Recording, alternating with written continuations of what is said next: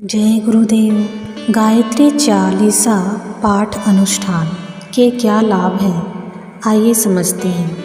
आत्मिक विकास में हर साधक की अलग अलग गति होती है। एक ही मन, एक ही साधना पद्धति और एक ही गुरु का अवलंबन लेने पर भी विभिन्न साधकों की प्रगति अलग अलग देखी जाती है। ऐसा क्यों? मनीषी इसका उत्तर देते हुए कहते हैं, अध्यात्म क्षेत्र में श्रद्धा की शक्ति सर्वोपरि है। आध्यात्मिक क्षेत्र में श्रद्धा की सघनता या विरलता के आधार पर अपने चमत्कार प्रस्तुत करती है। प्रातःकाल सूर्योदय के समय गायत्री मंत्र की एक माला का पाठ करें।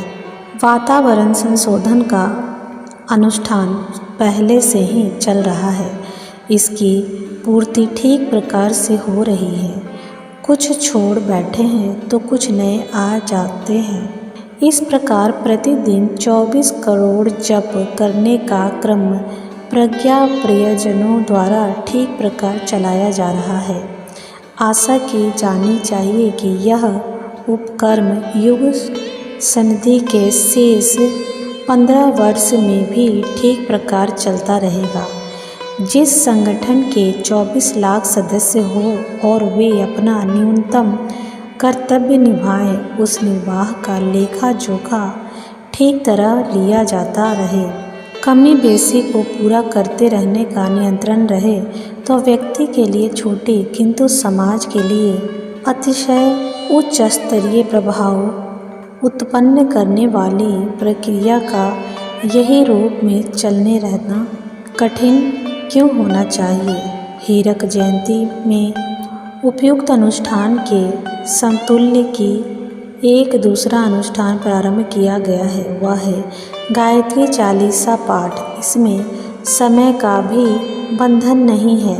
अनेकों भावनाशील ऐसे हैं जो साधना तो करना चाहते हैं पर प्रातःकाल सूर्योदय के समय का निर्वाह नहीं कर पाते। जिन लोगों की नौकरी रात में ड्यूटी देने की है, ऐसे लोग की कमी नहीं। वे काम पर से लौटते ही सो जाते हैं और नींद पूरी करके देर में उठते हैं। जिन घरों में देर में रोटी खाने, देर तक रेडियो सुनने, टीवी देखने का प्रचलन है, वे भी सवेरे देर तक सोते हैं। बच्चों को नींद देर तक आती है और जगाने पर कुड़कुड़ाते हुए उठते हैं। जगते पर नित्य कर्म की बात पहली है, पूजा पाठ दूसरी। ऐसे लोगों के लिए गायत्री चालीसा पाठ का क्रम सर्वसुलभ समझते हुए किया गया है। गायत्री मंत्र का उच्चारण तो शुद्ध ही होना चाहिए। इसके लिए शिक्षित होना आवश्यक है। अपने देश में 2/3 लोग बिना पढ़े हैं, वे गायत्री मंत्र का जप कैसे कर पाएं? ऐसे लोग को भी इन महान उपासना के साथ लेकर चलने की बात सोची गई है। वह माध्यम है गायत्री चालीसा का पाठ। इसे किसी भी समय पढ़ा जा सकता है। यथासंभव जितनी शुद्धि रखी जा सके उतनी उत्तम है, पर इसके लिए कोई अनिवार्य प्रतिबंध नहीं है। जो नितांत अशिक्षित हैं उनके लिए यह तरीका उत्तम है कि एक शिक्षित व्यक्ति एक चौपाई पढ़े, दूसरे पास बैठे हुए बिना शिक्षित बालक, वृद्ध महिलाएं इसे दोहराए।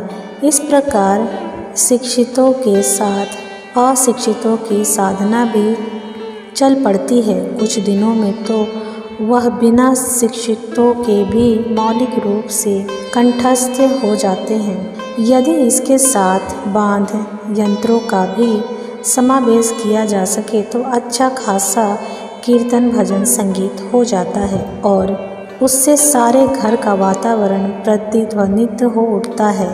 गायत्री चालीसा का महत्व इसलिए भी अधिक है कि इसके सहारे पाठ करने वाले को महात्म्य विदित होता है और श्रद्धा बढ़ती है। श्रद्धा ही साधना का प्राण है। जो कार्य जप से नहीं हो पाता वह इस माध्यम से पूरा हो जाता है।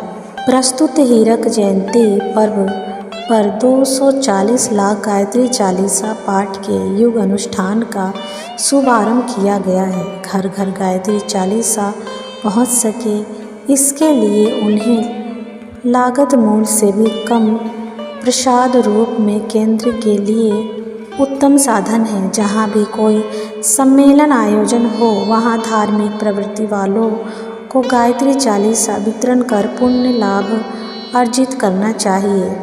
प्रज्ञा योग साधना का यह भी एक ऐसा पक्ष है जो व्यक्तिगत एवं सामूहिक दोनों ही रूपों में सबके द्वारा अपनाया जाना चाहिए। इससे वातावरण भावनात्मक बनता है, श्रद्धा सघन होती है एवं मन स्थिति आध्यात्मिक ढांचे में ढलती चली जाती है।